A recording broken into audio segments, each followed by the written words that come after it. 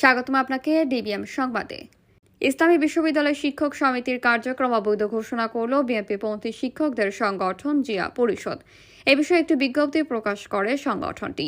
বিজ্ঞপ্তিতে উল্লেখ করা হয়েছে, গণ আন্দোলন পরবর্তী সময়ে বিপ্লবী ছাত্র জনতার আকাঙ্ক্ষার প্রতি সংহতি জ্ঞাপন করে স্বৈরাচারের দোসরদের নিয়ন্ত্রণে থাকা শিক্ষক সমিতির সব কার্যক্রমকে অবৈধ ঘোষণা করে 3 সিদ্ধান্ত গ্রহণ করেছে সংগঠনটি।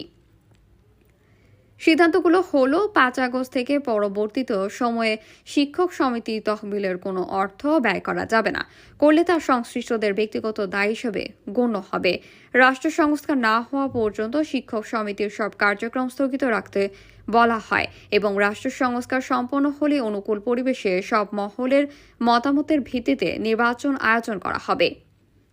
অধ্যাপক ডক্টর আব্দুস সামাদ বলেন, গণ আন্দোলনের পরবর্তী সময়ে ছাত্র জনতার আকাঙ্ক্ষাকে প্রাধান্য দিয়ে পতিত স্বৈরাচারের দোসরদের নিয়ন্ত্রণে থাকা শিক্ষক সমিতির কোনো কার্যক্রমকে জিয়া পরিষদ বৈধ মনে করে না। ফলে আমরা আজ সভা করে সিদ্ধান্তগুলো বিশ্ববিদ্যালয়ে শিক্ষক সমিতি এবং প্রশাসনকে জানিয়ে দিয়েছি।